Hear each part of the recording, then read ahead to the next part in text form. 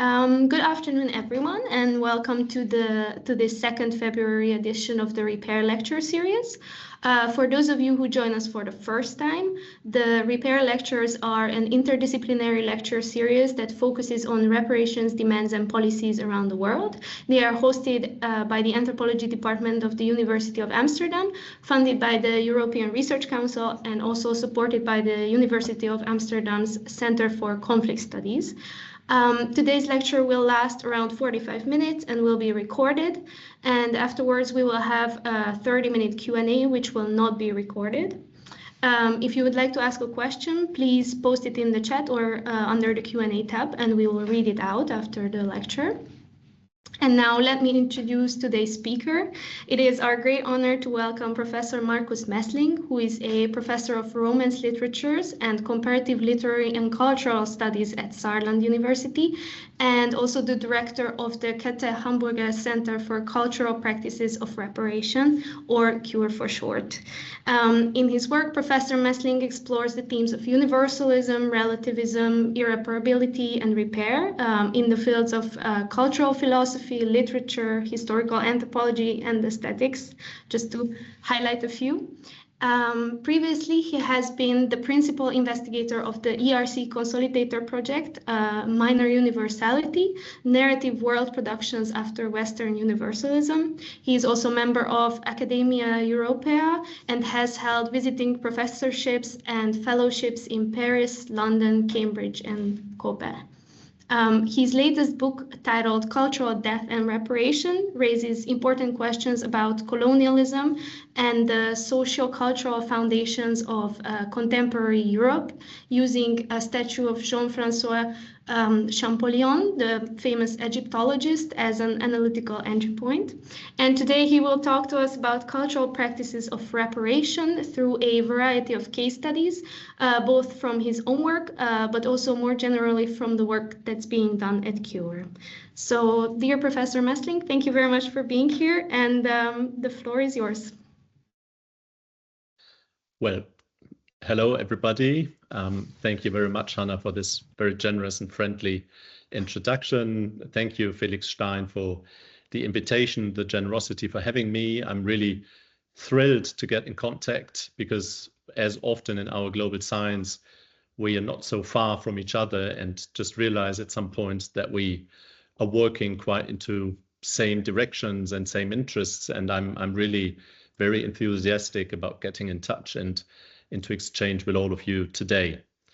So I would like to do two things, basically. First of all, introduce a bit our center, which was founded in 2024.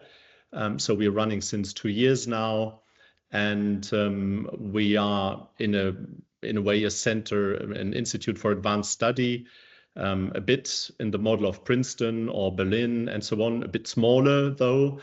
And also we have a thematic focus, and I would like to present that to you because it might also be interesting for some of you to know a bit more about it. But I would also like to demonstrate, let's say in two short cases, what my interests in the field are. And then also I hope to get into a discussion with all of you. So let me start with Shashi Tharoor, who is an Indian politician, an Indian writer, philosopher, who has written a book which is called Inglorious Empire, What the British Did to India, which has had a major impact on the debate about reparations and how they may be thought in our contemporary world, and what might be also the difference to, let's say, ancient concepts, European concepts of reparation. And he has shown that there is an aspect which might be very important also to be considered, which often has not been, at least in the European past, when it came to, let's say, financial or material reparations after the wars. So Shashi Tharoor has written many texts, and we have published a short essay of his in which he has basically given the essence of what he wanted to say, or what he did say, in his book, 2017 book. And there he goes and says, first of all, if you see the economic change between Great Britain and India after the foundation of the East India Company, you can see that whereas India was really an economic world power around 1600, and even more though around 1700, in the end of the British rule in India, it has its global gross domestic product had gone down miserably and completely devastated, whereas the British gross domestic product had raised enormously. So what he then reflects is how this could be, of course, compensated. So can it be compensated? And he refers to some works that have been done on the costs of British colonialism in India, and says that if you follow these calculations, the sums that are in game are so high, and even though rather conservatively calculated, that Great Britain or England would never be in the case to repay the enormous amount of money, not to speak about lives and so the irreparable aspect of it. But just in terms of economic loss, England would never be in the position to repay such sums. So this is why in a very, very famous Oxford Union Debating Society speech, he then said that what he would suggest is that Britain once in a year has to pay a symbolic pound to India, which of course would never be not even the beginning of a recompensation, but would be a sort of moral reparation that would every year remind England and also India of the fact that colonialism had had a cost that nobody could ever really compensate. So that's a start I choose, because what we are interested in our center is, let's say, in relation to human rights law, to international law, to restitutional justice also, and also to ideas of recompensation in material terms, so economics of recompensation. We are interested in what stays after measures of, let's say, juridical and economic reparative processes have been tried or launched. Just to give you an example, or maybe I could raise two examples from a German perspective. The first example would be that, of course, it is let's say a specific German experience that, let's say, violations of human rights, genocide, the Shoah, the Holocaust, could never be compensated in terms of money. Whereas Germany paid after the war, and you all know that in many ways, to different countries, above all to Israel, but also to other countries, mostly in the western parts of Europe. Everybody is absolutely aware and has been aware that the compensations that had been done in terms of money would just be sort of an equilibrium, a very base level equilibrium of the real damage that could never be repaired. So starting from there is, of course, the consciousness that very hard destructions in humanity, like genocide, like processes of colonization, destructions also of natural entities, ecosystems, the destruction of species and so on, can never really be compensated. But there is a part of it which is irreparable, and which is what we are interested in. So another example, more contemporary, would be also, if you want, so related to Germany, would be the way Germany had tried to clear, as politicians would sometimes say, the situation with Namibia, which means the compensation of German genocide that happened on the Nama and Herero people during German colonial rule in the so-called Southwest Africa, which is today Northern South Africa, Republic of South Africa, and also Namibia. And this is a genocide that had long been silenced, never be referred to up to the 80s, and so on and so forth. The whole story of, neglecting the victims, neglecting the people speaking up, and so on. And then, let's say, from the 90s, for different reasons, this problem was getting dynamic, and the German government had to react. And it ended up actually with a pardon, an excuse of Germany, of some German politicians, and also with the sort of negotiations in which Germany would pay €1 billion to Namibia. So this didn't clear anything for many reasons, because first of all, the Nama and Herero people who don't feel in majority represented in the Namibian government and in the Namibian parliament were never enough integrated into the process of negotiation and exchange about the problem.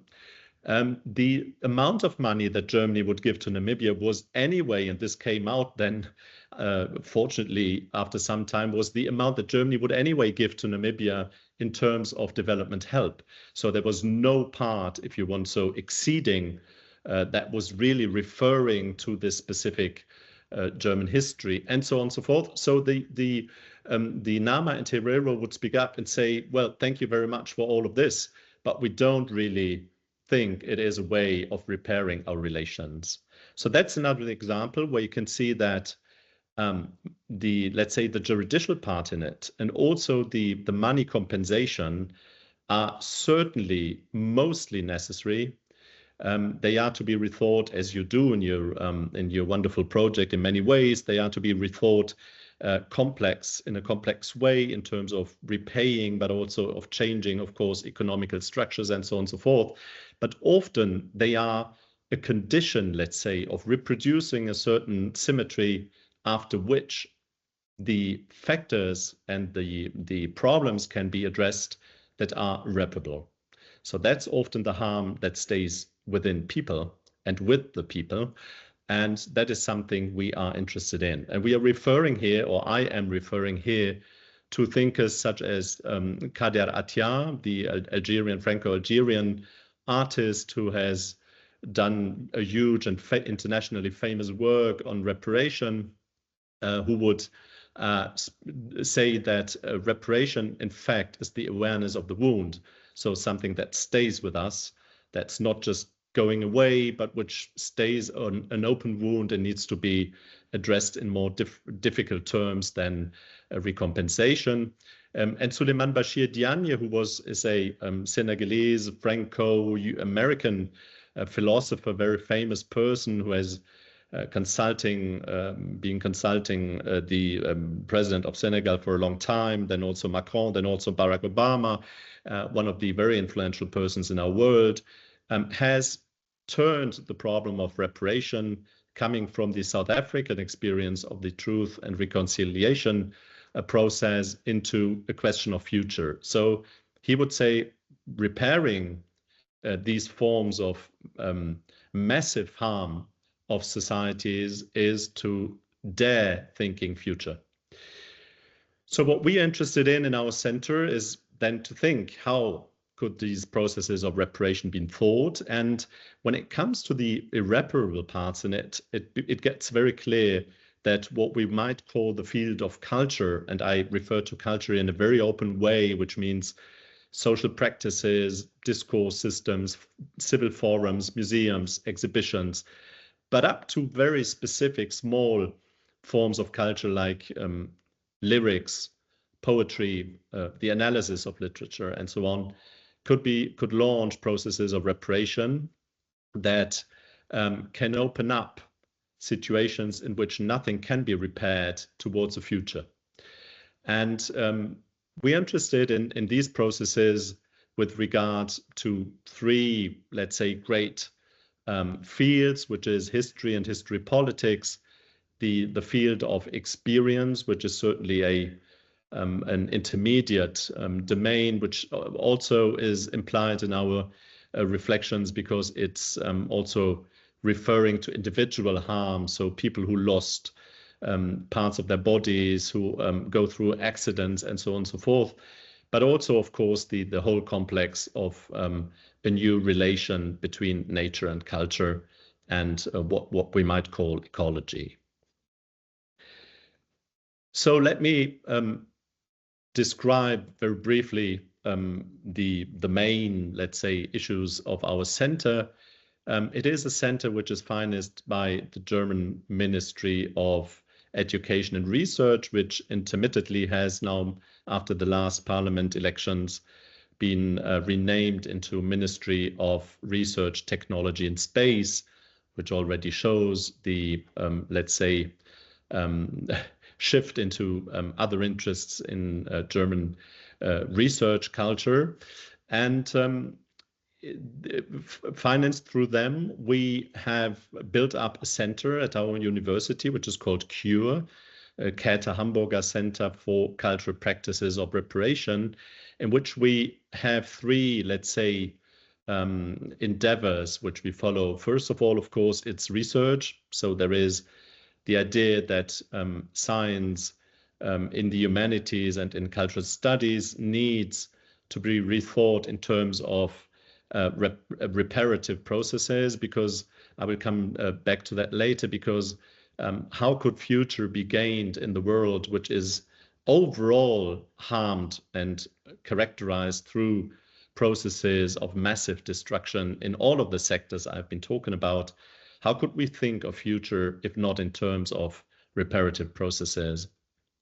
Well, then there is a factor of our center which is linked to the fact that we believe if we do research in the field, we should also engage very concretely with civil society, which we do in many ways, with actors in our region, which is the Saarland region, one of the German states in western parts on the border to France.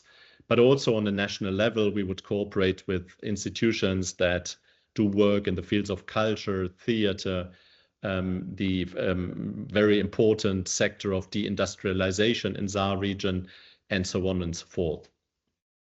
I could later, if you are interested in it, say more on it. We have, of course, a scientific board, which helps us develop our research games, but above all, selects the fellows that are invited every year to come to our center, because, as I said, the core of our center are the fellows, is the fellowship program, which allows us to invite up to 12, sometimes even more fellows to our center per year, and to allow them to do their research, but also to bundle research into a specific focus, years of focus, which in this year, last year was theory, this year is society, next year will be embodiment, and so on. So goes through different topics that are relevant to think culture in relation to reparative processes. Just to, well, this is small, I'm not sure you can see anything, sorry for that. So that's just a presentation of this year's fellows. We're also working very closely with Alexander von Humboldt Foundation and also with the Philipp Schwarz program, which is an initiative of Alexander von Humboldt Foundation to have people, colleagues from all around the world come to a center in Germany and to stay there, who need to flee their countries, who have to go to exile, and they can get a budget for 2 years to start a way into the German field. So that's a bit the overall background I wanted to give. If you have any questions on that, we could maybe pick this up later, and I can of course go more deeply into all of these aspects. But I wanted to give you 2 examples very briefly in order to show what might be fields of interest, which are now mine and not the fields of interest of the fellows, that are often, of course, linked to very different domains, like related to colonial debates, to ongoing massive killings of peoples in different regions of the world, to ecological problems, to problems of historiography, to problems of art and art development, and so on and so forth. But I would go for two examples that I'm interested myself in, which I think could explain in a certain way what I would understand if I speak of cultural practices of reparation. So both examples in a certain way relate to France. That's for my background. I'm a specialist for French and Francophone cultures, but also in a way it's interesting because it's related to problems of republicanism and of democratic theory mainly, so which also makes a certain link between the necessity of reparation and the necessity to rethink certain forms that we give our republican life to and our living together in our societies. So first example is related to the ISIS attacks on Paris in 2015. I mean, I'm pretty sure many of you still remember this horrible event, attacks on different places of Paris, and mainly the 10th and 11th arrondissements, which is, let's say, the most cosmopolitan, most mixed, most young, and so on parts of the city. So it would really go into the heart of a specific idea of living together in a certain way, which was not chosen by chance by ISIS to do these attacks. And as a result, many people died, 130, nearly 500 were injured, some of them severely. And this is something that really traumatized French society in many ways, and thrilled also, or triggered in a certain way a lot of traumas that already existed within French society related to colonialism, related to France's relation to the Arabic world, mainly to the Maghreb, and so on and so forth. So it was let's say, an event that was of overall impact onto French society. Some years later, and of course, I mean, this trauma, as every trauma, was very difficult to address. There were parts of it that nobody could basically address in public. It was difficult to speak about many things, even though people did come together in forms of manifestations, also in forms of mourning, public mourning, and so on. But still, this was an ongoing thing within the people also, that is still very relevant in French society today. So some years later, exactly 5 years later, a television series, En Thérapie, would be sent by Arte, so in French and in German, which is a remake of the original TV series Bétipoul, produced in Israel, but completely rewritten and adapted to a French context. And in fact, it is a very simple idea. It's that different people that are living in a certain relation towards these attacks come to see a psychiatrist, psychanalyst in his cabinet in order to deal with their traumas. And we follow these sessions that are all of a length between 30 minutes and 45 minutes, which makes us, in a way, observers, but also, let's say, actors in a certain way of these therapy sessions. So one of the persons coming to the cabinet is a young Parisian doctor, a surgeon who has treated the victims without pause 48 hours long after the attack on Bataclan, or in this Parisian club. And she comes to see the therapist because she's breaking down after that, basically, with a psychic trauma and with a form of immediate depression afterwards. And she is getting into dialogue about her experience, which in a way addresses in many ways the problem of the necessity of reparation after the attacks, but also a certain, let's say, maladie, a certain melancholy that had already existed in French society towards the impossibility of healing the colonial past. And so there is something much deeper actually coming up in her, which is a more general melancholy, more general trauma, which in a way symbolizes many of the experiences that people, French people, specifically of that sector, would feel about the horrible relation of the Republic to of the immigrated, and also people with coming from a background that is linked to Algeria or to other French colonies. There is another person coming to the cabinet who's called Adel. He's a member of a special police brigade that had to intervene in Bataclan. So he was going into the shootings, had killed the terrorists, but also had to step over these hundreds of killed people in this horrible, scenery that had taken place after this massive shootings on civilians in this concert in Bataclan club. And he's coming basically not because he's breaking down, but he is full of anger and of a lot of fury coming into the cabinet and saying, expressing his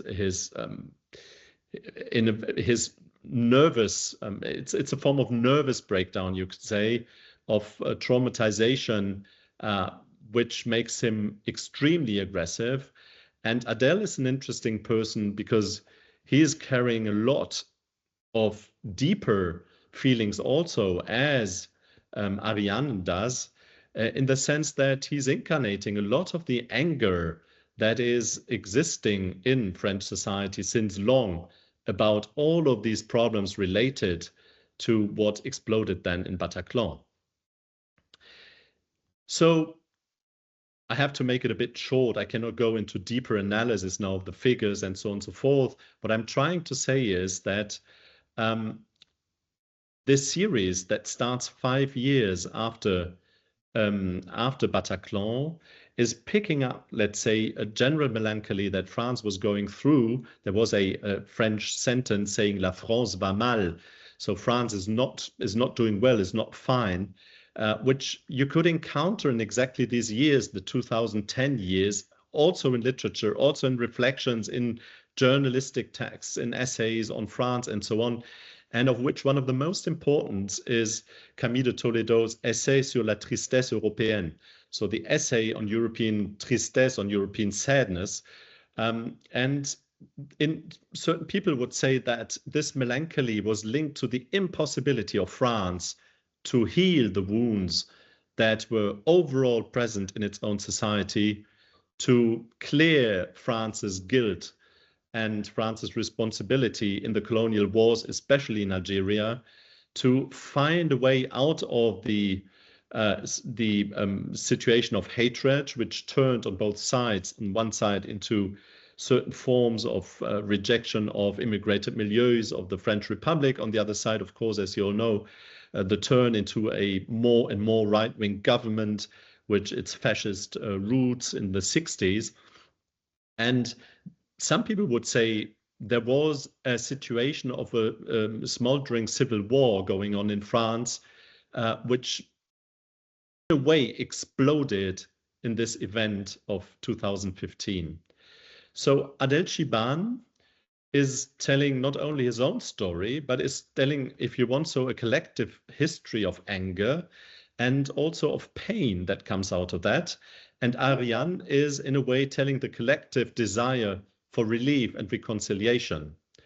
And by the way, she, this desire is really materially expressed in her love that more and more she develops more and more for the therapist. So in a way, watching this series, we're all going as members of the French society, of a European society, you could say, in its complexity, also represented in its different aspects, to the therapist.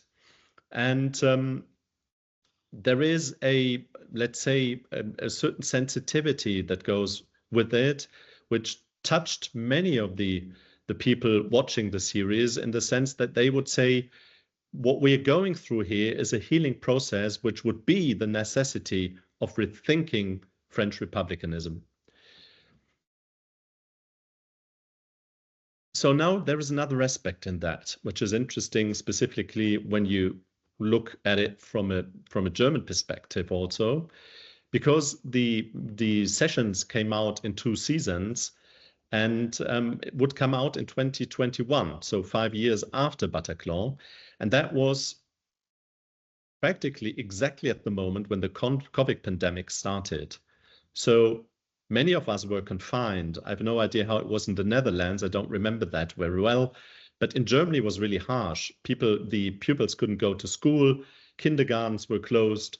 And for some months, it was extremely difficult to leave the house. You could only meet in 2, then in 3, and so on. So there was a real, lockdown.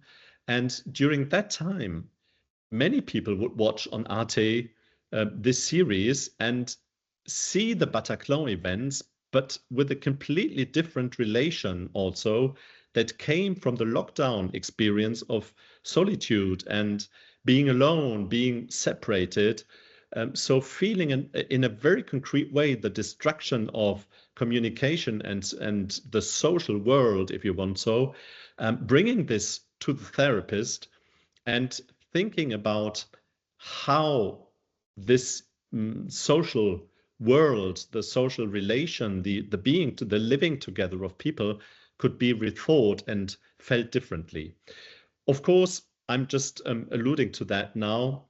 There is a specific story in the series, which is the fact that Lacanianism, so the fact that psychoanalysis plays a major role in a certain reflection of, let's say, deconstructivism, the 60s and 70s in France, an intellectual reflection of centralism, of French universalism, and so on and so forth, had played a major role.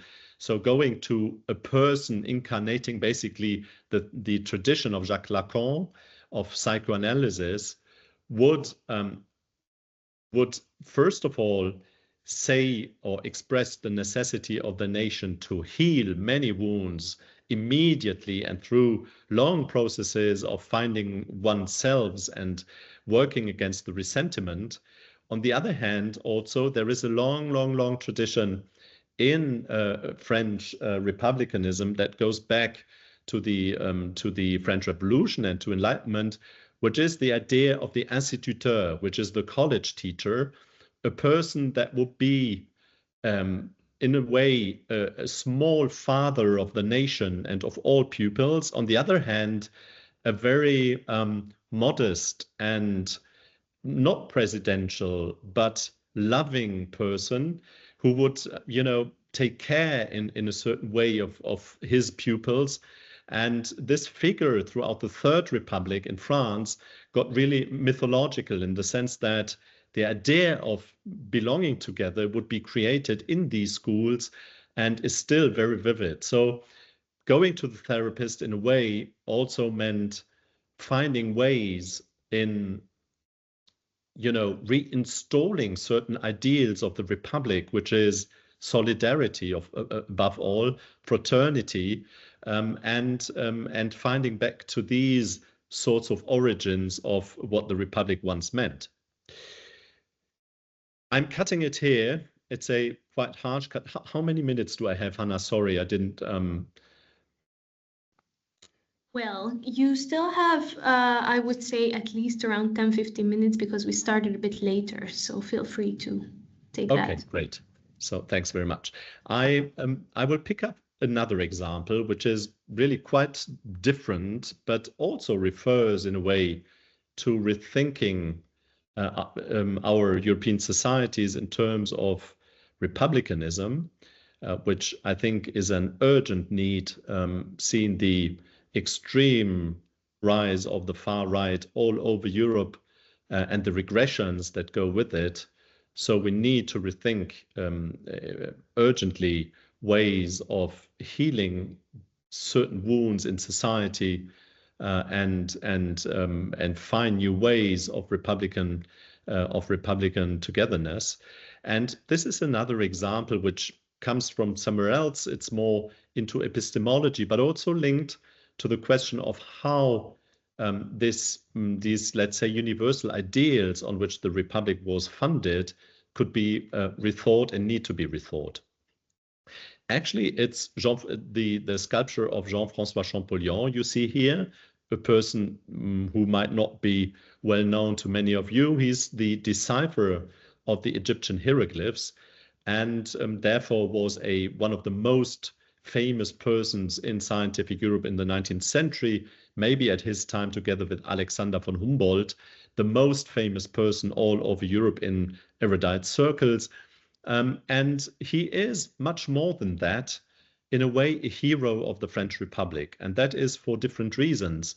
First of all, because his performance, his philological performance in reading the hieroglyphs and thus opening up ancient Egypt, rewriting universal history through that, criticizing the biblical story of humanity, opening it to a much deeper antiquity, to a much deeper form of thinking humanity, also into the African continent and so on and so forth, is one of the reasons, of course, why France would claim him as a, let's say, national fierté, you know, as sort of a great national scientific.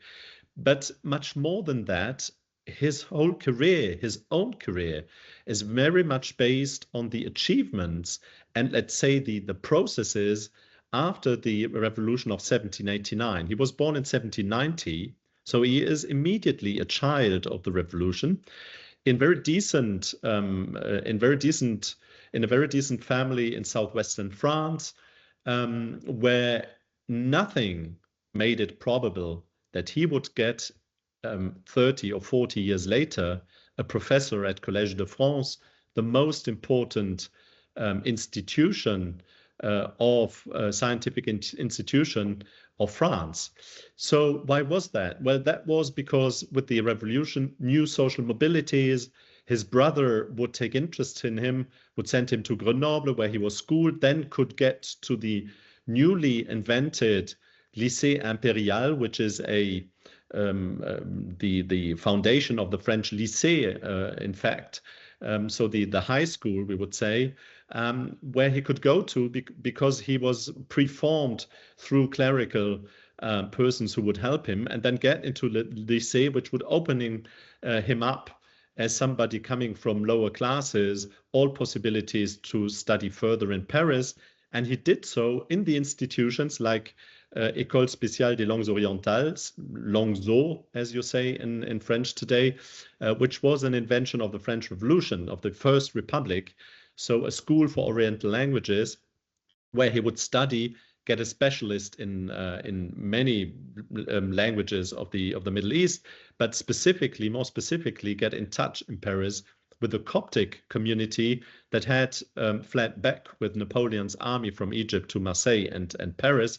And through this lived experience of Coptic, would understand that there is a sort of tradition between modern Arabic language and the ancient language of Egypt, which was transmitted through Coptic. And this would allow him also in this environment, in this Republican environment, to understand better the deep past of Egypt. So let's say his whole way through institutions that came only into social life through the First Republic would be a complete achievement, if you want so, and would be an incarnation of the promise of meritocracy. So meritocracy, the fact that people could make career only through their performance and not because of a certain heritage or background.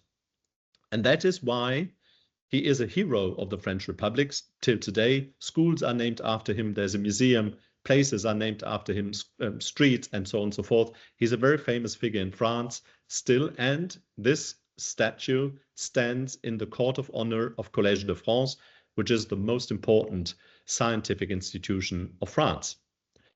So now the problem is that this representation of Champollion holds his foot on an Egyptian pharaonic head. So needless to say that this, let's say from the 2000s on, when the sculpture was in a way rediscovered by Egyptian intellectuals, raised criticism, post-colonial criticism, and also, let's say, revendications that would grow at the time when the global protests of Western supremacy and Western hegemony would get, also in France and in the Francophone world, would get widespread and very concrete. So just to say that in Guadeloupe and Martinique, for instance, statues were torn down and fell, statues of, slavery holders, of persons who had plantations and so on and so forth. And in that context, this statue was named by an Egyptian archaeologist, Bassam el-Shamma, who would say what we have lived with George Floyd, the fact that he cannot breathe, is incarnated for the post-colonial world through this pharaonic head that is under, if you want so, France's shoe, under the shoe of Western epistemology. So in reaction to these claims that were linked to it, so some claims were made, for instance, to the UNESCO, saying the statue needs to be removed and so on and so forth. Macron was giving at the same time a public speech, in which everybody would think he'd address the massive police violence against people from the banlieue. At the time, there had been incredible upheavals, and also France had its own scandal of suffocating a young man in a police station. So people were really on the barricades, and so this speech was really attended by people. And Macron would then claim a certain republicanism that understands the republic as something given. He would say the republic will never erase any trace or name from its history. It will not forget any of its works. It will not take down statues. We could discuss this later. It's very clear that, of course, anger was getting much stronger after this Macron speech that would rather express a certain form of, I would say, regression than openness to, debate about things. And I would like to go back to the statue because I want to show that in its form is inscribed another history which is so interesting and relates exactly to all of these problems. So I'm referring here to a text which I like very much by Patrick Boucheron, who is professor at the Collège de France for Modern History. He has given his opening lecture on what history can do. And he says that history can also develop futures that have been unrealized and look for their unfulfilled potential. And I'm in a way trying to do that now. So who had produced the statue? That's Frédéric Auguste Bartholdi, whom I guess very few of you might know, which is not astonishing because he is not so well known as other sculptors of the time. But if I tell you that he's the sculptor of this Liberty standing on Liberty Island in New York, then you get a much quicker understanding of who he is. The Statue of Liberty of New York is one of his, let's say, major achievements, if you want so. But what nearly nobody knows is that it was never supposed to stand in New York. It was coming from the idea that Bartholdi had to produce a very big statue, a phare, so a lighthouse statue, for the entrance of the Suez Canal in Suez, in Port Said, so in the northern part, in the Mediterranean entry into the Suez Canal. And he tried actually throughout many years to produce, to find somebody who would finance him the production actually of the statue, be it the Suez Company, be it the Khedive of Egypt, the vice king of Egypt, but nobody in the end would bring up the money, so it never came to it. And then in the 70s, Bartholdi would meet a certain French parliamentarian, Laboulaye, who was a famous figure in France, and he would say, well, you know, why not produce a Libertas for New York, so that we can, first of all, remember the help French troops had given for the independence movement of the United States against the British, and secondly, remind the young United States, which at that time started their politics of the closed hemisphere, and started to have massive influence in Southern America, where till that moment France had had many allies and a huge cultural impact. And so putting the Statue of Liberty in front of New York shall also, in the eyes of Laboulaye, remind the United States that France has given republican ideas to this new continent. Anyway, it's interesting to see that this statue is not coming from an idea which is without link to Orientalism and to the French informal empire in Egypt, as it existed in the 60s and 70s. So just to show you that again, this is from the Musée de Colmar, where you can find the models, the place remodels of it, where you can see how the statue developed from a very simple felah, country woman of Upper Egypt into a Ptolemaic king, and then from there into this very classicist representation of Libertas. So Bartholdi would sculpture his figure in a context which is quite interesting, because he produced the first version of the sculpture for the Universal Exhibition of 1867, which is, of course, a context in which France wanted to show its achievements, right?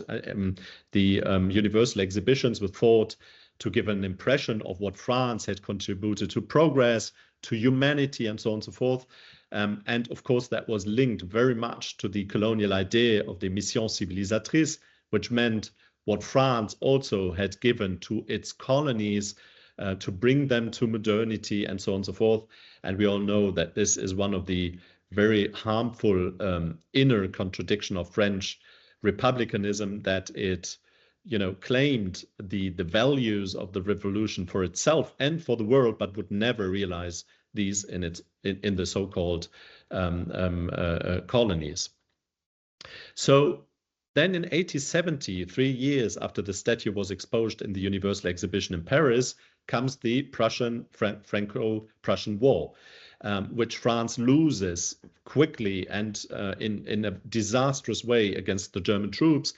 And this causes a breakdown of the Second Empire, so of the French Empire, brings forth a debate about a French Republic, which then will get the Third Republic in 71. And this young republic comes out of a defeat, if you want so. It comes out of a loss of the perceived greatness of France, and all the more this cultural performance and the civilizational aspect of France needs to be defended in the eyes of the French Republicans, amongst which Bartholdi.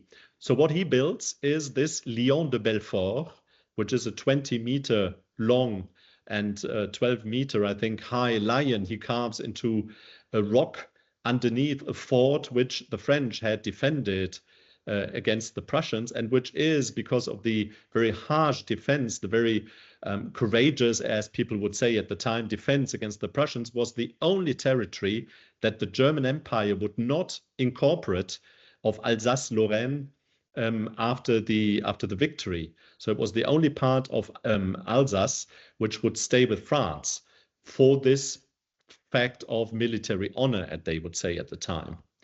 So this lion might be well known to some of you who have been to Paris, because it's standing on Place d'Enfer Rochereau in a miniature form. where it is only 5 meters long and 2 meters high. But it is the same lion and expressing the same idea, of course, that what was king's greatness, because the lion is, of course, always an icon of the kingdomship, is now the republican idea of France's greatness and France's mission, civilizational mission to the world. So Place d'Enfer Rochereau is relating to a colonel, d'Enfer Rochereau, who was the person to defend the fort in Belfort. And this colonel is a very interesting person in the sense that he would come from the Second Empire and get a typical representative of the Third Republic's colonialism. So he was severely wounded at the Crimea War, where he had fought for the Second Empire, for Napoleon II. He would then be sent to Algeria, which since 1830 had become a French-occupied territory, a colony, and would be a colonel over there, and then be promoted to lieutenant in this fort of Belfort, where he would fight against the Prussians. So what you can see here is what I'm trying very briefly, and I'm so sorry to do that. I know it's a lot of information at a time. I'm trying to do that in order to say that what we see in Champollion's figure and statue is an environment that is related to all of these transitions of a French imperial universalism into the universalism of the Third Republic, which would make the claim to be a republic, which means to stand on equality and liberty of the people, but would have to debate whether these principles would also have value for the so-called subjects of the colonies. And as we all know, they did not. So imperialism is transferred in a certain way throughout these networks of translatio imperii into the Republic, into the Third Republic, and ends up in this representation of France's knowledge standing on antiquity, which then in 1875 in this marble statue will find its way into the Court of Honor in Collège de France. So in the last time, I would like now to do something to work on the paradox of the statue, because if you look at a representation, a picture, an image, a statue, an icon, it is often more than its intention tried to say. And that is very interesting in this case, because if you look at the statue very closely and analytically, you see that there is a certain inner contradiction in it. There is the lower part standing in military boots on this pharaonic head, which is a, let's say, triumphal stand, a military stand of victory, of triumph.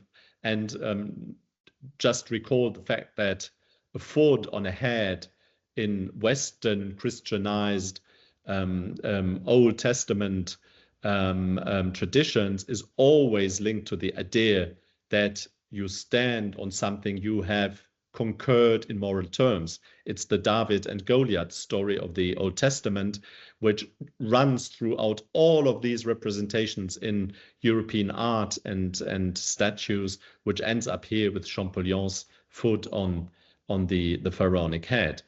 On the other side, when you look up from the hip to the head, it's not at all a triumphant statue. It's not at all, as Bartholdi sculptured the Liberty of New York, somebody standing, right uply, looking into the future, the fire in its hand, the light of science, and so on and so forth. But it's somebody who has a very heavy head, posed on an inverted hand, as Rodin did with his Penseur. And by the way, the two statues stand in next neighborship in Paris, and not it's in a way very telling, because they are also coming from very close from a very close chronology, even though, let's say, in style they are still very different. But this Champollion, which looks up into an inner world, into nothing specific, is a Champollion that reflects, that is in a way even melancholic when you look into the face, at least skeptic. And this is an interesting fact. And I will finish on that with this story, which is related to a history that Champollion himself had made with the universal knowledge he had made his own career of. And that is a story he tells in a letter from 1828 to his Italian friend and lover, Angelica Palli, to whom he wrote letters after being back to France. He had met her in 24. Then they, had a sort of an affair. He would return to France and write letters to her, and she would respond.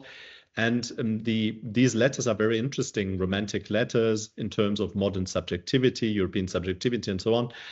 Also modern ways of understanding, women's position in the world. She was the first person to be in the Accademia Labronica in Livorno, and so on and so forth. So a very modern understanding of subjects, if you want so.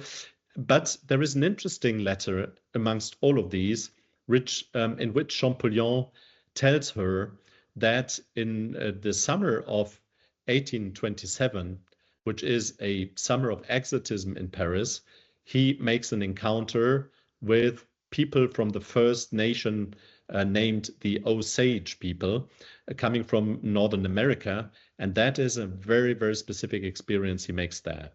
So just to recall, 27, summer of exotism in Paris, because Mehmed Ali Pasha, Vice King of Egypt, sends the giraffe Zarafa, very famous in French history, to Marseille, where she was from there in a sort of Tour de France, brought to Paris, accompanied by Geoffroy Saint-Hilaire, the grand biologist and evolutionist theorist, who would accompany her. She was exposed in the Jardin des Plantes, seen by thousands and thousands of people. And at the same time arrived from Northern America this group of Osage people who had a tradition with France, because, as you know, the Northern American continent 100 years before was still a French colony. So they had already been at the French crown and came now back in completely different circumstances, which I don't refer to here now. But they come to Paris, and what one wants to do, I see I need to come to an end, right? I will quickly do that within the next minutes. Thank you. Pardon? Perfect, thank you. Yeah. Well, we're basically there. I just wanted to say that the experience he does is a very interesting one, because they show around in Paris these Osage people, and they bring them to the Louvre in order to show the people. The king wants them to understand the greatness of France, right? And France as being the representation of the world as represented in the Louvre. So they would bring them to the Egyptian department, which at the time was a department that Champollion was the director of. So when they arrived, at a moment, one of the Osage women knees down in a corner against a pillar and starts to sing. And Champollion writes this to Angelica Palli, and I'll just read that. I had followed her, but I kept my distance. The beautiful ladies, so that's the Parisian ladies that were the entourage that came with these people into the Louvre, the beautiful ladies did not imitate my discretion. They once again surrounded the plaintive Osage, who was completely absorbed in her memories, and prolonged her song for half an hour without suspecting the foolish curiosity which, without understanding her pain, saw a frivolous amusement where only pity, sympathy, and compassion could find a place. This poor, unfortunate woman was no doubt thinking of her country and the loved ones she had left behind. Now beautiful Parisian women were laughing. I ask you, who, Mihanga, so that's the Osage woman, or these ladies deserved the name and the attire of a savage? So I skip the fact that this story is very unknown, whereas the story of the disciplement is very known. It is very unknown, and it had a deep impact on Champollion, who would understand at that moment, and this is Gérard Massé, a French writer who has developed that further out, that he would understand that the cultural death which the Egyptian antiquity had gone through and was in a way, represented in the Louvre, was at the same time encountering the concrete cultural death and extinction of the Osage way of life. And he was deeply, deeply and profoundly touched by that, in the sense that he would really lose his trust in what we would very simply call progress and universalist knowledge, and writes in this same historical philosophical letter to Angelica Pelli that if ever you represented the muse of history, then it should be depicted holding a torch and waving a dagger over a river of blood. So if you compare that to Bartholdi's Liberty in New York, you will see that there is a huge and deep discrepancy between the two. So I come to the end. What is interesting here, what I have tried to show very briefly, and I'm sorry, I've just written a book about this, which is much more precise in many ways about this, but it is in fact the sense that when you look at the stature, it incorporates two pathular formula. It's a term by Warburg, the art historian, who would say that a sculpture expresses a certain sentiment, an emotion, and it is very specific of this statue that it expresses two. It expresses the triumphant universalist knowledge of the Western world, as it was also linked to imperialism, but maybe against the intention of its sculpture, it also expresses a certain history that seems to nearly be inscribed into the sculpture, which goes back to Champollion's world consciousness himself, telling that he had understood that the universal knowledge he had produced was destroying the world he was interested in, and the real world around him. So universalism, you could say, with Suleiman Bashir Diagne, is not a normative thing you could claim as being established once for all, but is rather a practice, a way of doing into which the French Republic, and that is why I chose this sculpture, needs to turn back. And so asking about reparations, you can find them here on many, many levels, which we could maybe develop in our exchange, on the level, of course, of post-colonial history, which seems to be very evident, but also in terms of understanding how universalist knowledge and universality in itself needs to be rethought in our societies in order to, find new ways of living together. So I stop it here. I know it was a lot of material. I'm sorry for that. I tried to give you two examples, and they are in a way linked to French republicanism, but I know they are really spreading into a lot of different histories, and I hope you can, in a way, do something with it. Thank you very much.